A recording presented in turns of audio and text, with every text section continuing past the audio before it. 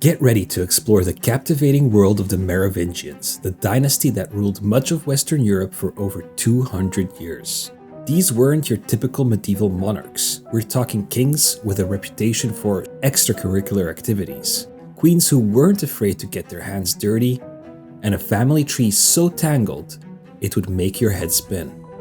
From a king born of a mythical sea creature to a queen who abandoned her husband for a shot at greater power, the Merovingians were nothing short of dramatic.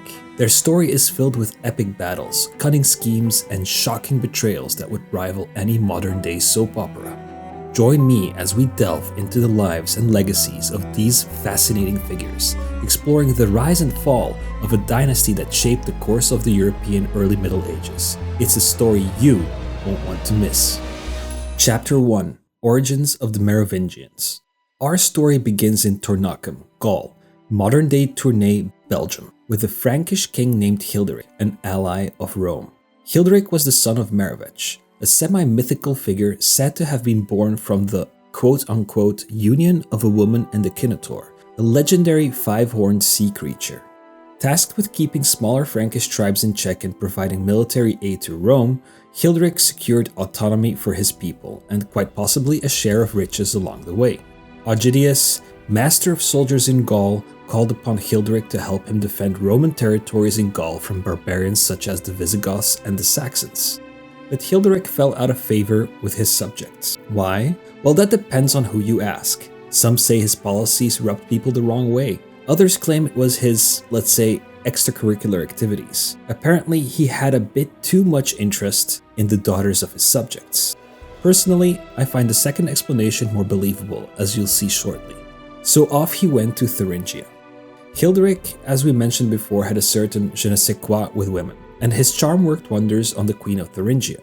And no, she wasn't some single maiden or widow, she was married. Queen Basina of Thuringia left her husband, King Basinus of Thuringia, stating, "I want to have the most powerful man in the world, even if I have to cross the ocean for him."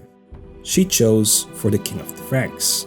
By this time, Gaul had become pretty isolated from the rest of the Roman Empire. Barbarian migrations had turned the region into a chaotic patchwork of territories, and any Roman attempts to reconnect it were cut short, fatally short, when the emperor was assassinated.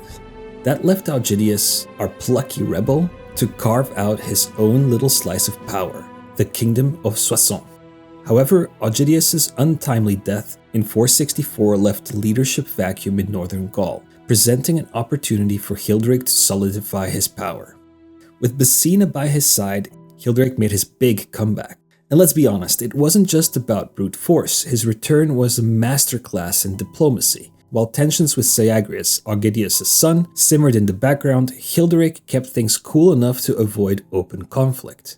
Instead, he focused on rallying his people, kicking out Saxon invaders, and proving that his throne was no place for amateurs. Childeric's story came to an end in 481 with his death, leaving the stage set for his son Clovis. Let's be honest, Clovis didn't exactly walk into a well-oiled machine.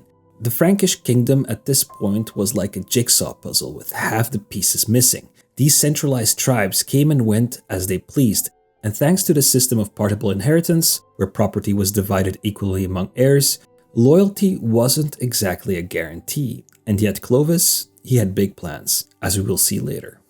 Chapter 2: Rise of the Merovingians. Before we dive into the dramatic stories of Clovis and his successors, let's take a moment to introduce Gregory of Tours, the 6th century historian and Bishop of Tours. Gregory's History of the Franks is our primary source for much of what we know about the Merovingians. His vivid, detailed accounts, while sometimes biased, are invaluable in understanding the political intrigue, power struggles, and cultural shifts of this era. You'll notice his name referenced throughout our exploration. So, Clovis, the new king of the Salian Franks, asserted his power over neighboring lesser Frankish tribes. This was enough to intimidate, or rather impress, enough Franks to follow Clovis on his main goal, Gaul. But there was one obstacle: his father's former ally's son, Syagrius. Clovis marched his Franks to Soissons, defeated Syagrius in battle, and annexed the Rum state formed by Augidius. Now, Clovis had a large kingdom, but it was not yet too big to fail. he still had to contend with the bigger fish in Gaul, the Burgundians and the Visigoths. Instead of meeting the Burgundians on the battlefield and subjugating them by force, he chose a smarter path, marrying a Burgundian princess, Clotilde, in 493. At this point, Clovis, like his father and the Frankish kings before him, was a Germanic pagan. He was not Christian. Christianity, however, was spreading through this part of Europe, and tribes, people, and cultures were increasingly divided by religion. Clotilde, on the other hand, was a devout Catholic Christian. Their marriage, while politically strategic, also planted the seeds for Clovis's eventual conversion. This turning point came during a critical battle against the Alemanni at Tolbiac. Facing near certain defeat, Clovis made a desperate promise to Clotilde's Christian god, vowing to convert if granted victory. According to Gregory of Tours, Clovis said he would believe in his name and be baptized if he triumphed. Can you imagine the stakes? To everyone's amazement, his forces triumphed. True to his word, Clovis was baptized by Bishop Remigius of Rheims. Clovis's conversion to Catholicism united his people under one faith and aligned the Franks with the powerful Roman Catholic Church, a crucial ally in a fractured Gaul. And let's not forget Clotilde, later venerated as a saint whose steadfast faith shaped not only her husband's reign, but also the destiny of the Franks. But the Burgundians, much like the Franks, had their fair share of internal drama. Clovis, being the opportunist we know and love, stepped in to support one faction.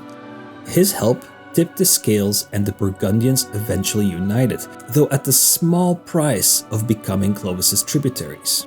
With the Burgundians subdued, the Alemanni defeated, and remaining Roman power in Gaul snuffed out, Clovis set his eyes on the south again, reigned by the other big geopolitical players in the region, the Visigoths. Clovis, now a devout Catholic, turned his faith into both a weapon and a rallying cry.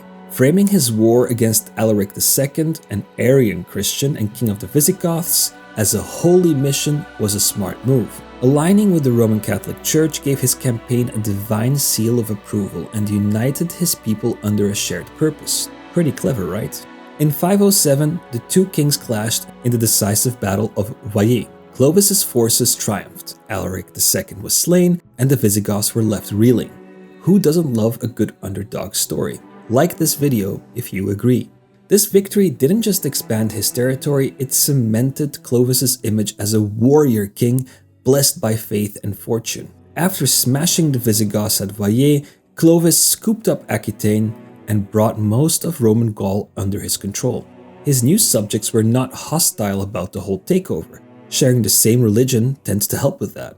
Sure, they spoke vulgar Latin, while the Franks in Frankish, but it's amazing what a little unity under one faith can do.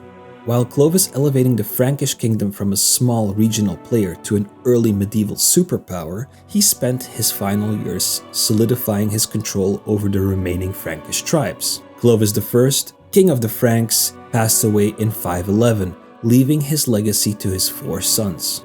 Remember when I mentioned how inheritance was a tricky business? Well, true to form, Clovis's kingdom was divided into 4 parts, one for each son. This system of partible inheritance ensured that no single ruler would dominate, but it also set the stage for endless conflicts among siblings.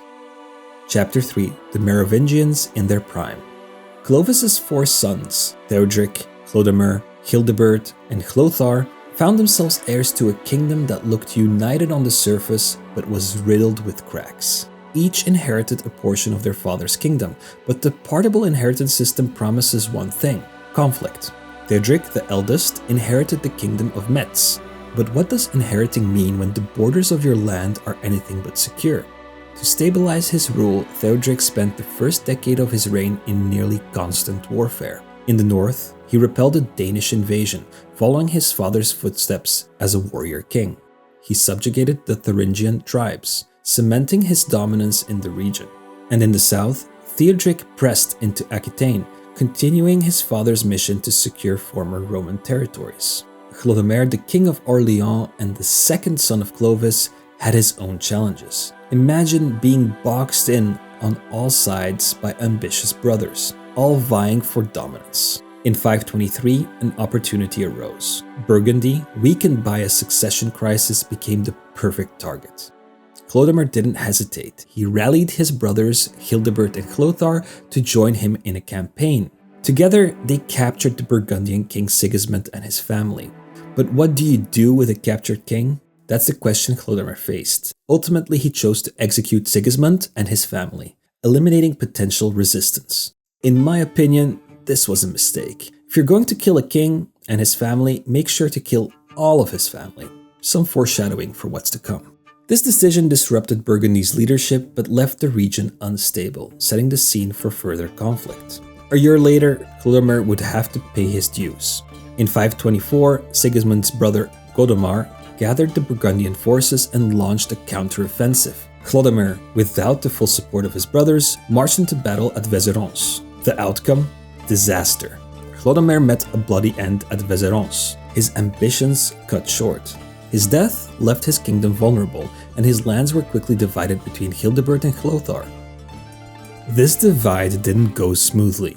With their young nephews standing in the way of their claim to Orléans, they sent a grim message to Queen Clotilde. Her grandsons could either become monks or be executed. When presented with a sword and a pair of scissors as symbols of their fate, Clotilde, horrified, declared she would rather see them dead than dishonored. Taking her words as permission, Chlothar personally stabbed Theobald, while Gunther begged Childebert for mercy. Childebert hesitated, but under pressure from Chlothar, handed the boy over to be killed. Only Clodoald escaped, disappearing into exile and later taking religious vows to ensure his survival. This marked a turning point, not just for Burgundy, but for the fragile alliances between the brothers. In 534, Childebert and Chlothar completed the annexation of the Burgundian kingdom, finally bringing the region under Frankish control. In 558, Chlothar I achieved what no Merovingian ruler had managed since Clovis. He unified the Frankish kingdom under his sole rule. He simply outlived his brothers and their heirs. However, his reign was not without its challenges. In 560, his own son, Chram, rebelled against him, seeking greater power and independence. This rebellion, though ultimately unsuccessful, further destabilized the kingdom and highlighted the deep-seated conflicts within the royal family. Chram's fate was a grim one. After a series of battles and betrayals, he was captured by his father's forces. Chram was strangled and his family was burned alive in a barn alongside his corpse. For a brief moment, the realm seemed stable, a beacon of what the Franks could achieve when united. But unity under the Merovingians was a fragile thing. When Chlothar died in 461, supposedly from remorse, the old pattern returned. His lands were divided amongst his four sons, reigniting rivalries and fragmenting the kingdom once more. Chapter 4: Fragmentation and Rivalries. Our story so far has been turbulent, beginning with a womanizing king of the Franks, evolving through a warrior king's triumph, and culminating in a fragile unity under one ruler. When Chlothar passed, his vast realm shattered into four distinct kingdoms. Heribert I claimed Paris, Guntram ruled Burgundy, Chilperic seized Neustria, and Sigebert inherited Austrasia. Each brother's ambition shaped their domains, but unity was fleeting. Paris, the jewel of the Frankish realm, was declared neutral ground after Heribert's death, a tense compromise meant to avoid further bloodshed. Chilperic, eager to outmaneuver his siblings, sought a powerful alliance through marriage. His bride, Galswintha, daughter of the Visigothic king Athanagild, brought prestige and political clout to Neustria. This union rivaled Sigebert's marriage to Galswintha's younger sister, Brunhild, both orchestrated by their father to secure Frankish support for the Visigothic succession. Chilperic offered Galswintha a lavish Morgengabe, a gift given to a bride by her husband after the wedding night, of 5 wealthy cities, Limoges, Tours, Angers, and Nantes.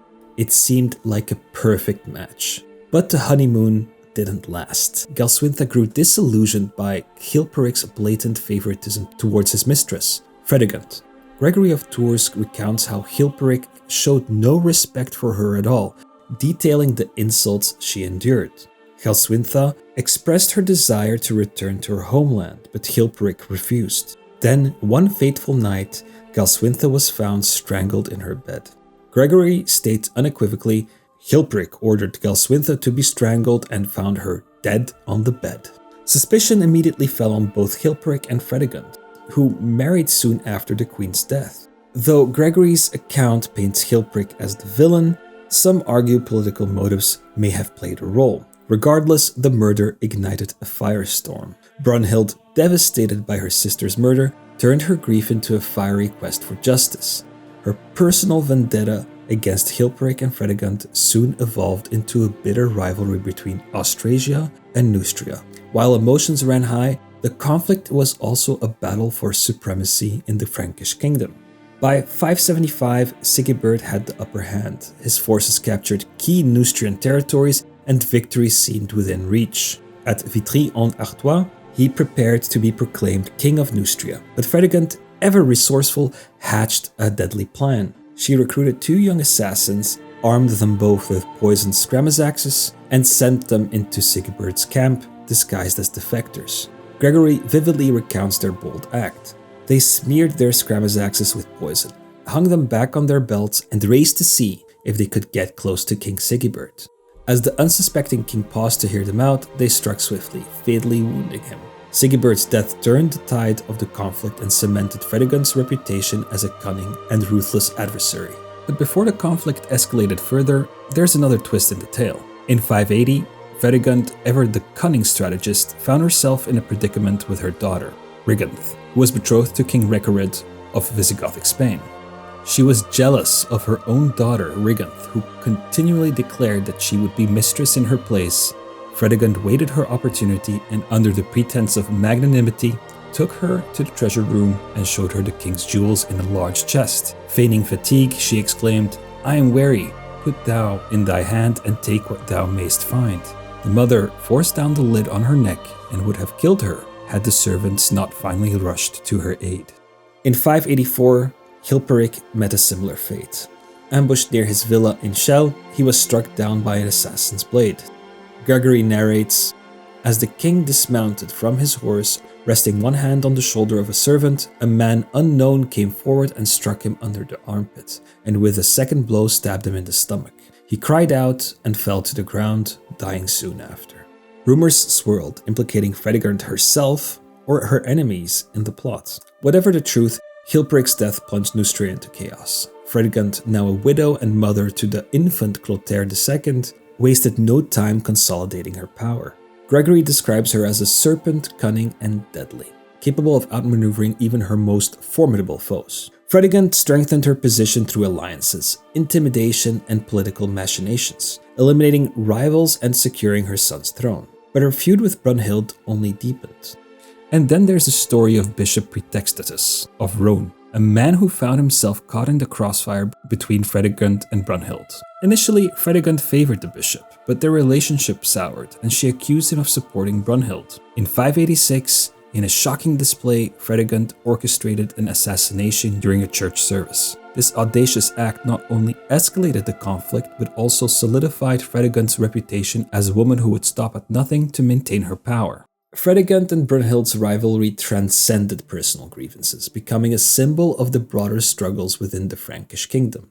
Decades of warfare drained resources and weakened royal authority. Each side relied increasingly on the mayors of the palace, officials who initially managed royal households but gradually emerged as power brokers in their own right. In Austrasia, figures like Pepin of London leveraged the instability caused by the Queen's rivalry, laying the groundwork for the eventual rise of the Carolingian Dynasty. These mayors overshadowed the kings they served, marking a significant shift in Frankish politics. By the early 7th century, Brunhild's influence began to wane.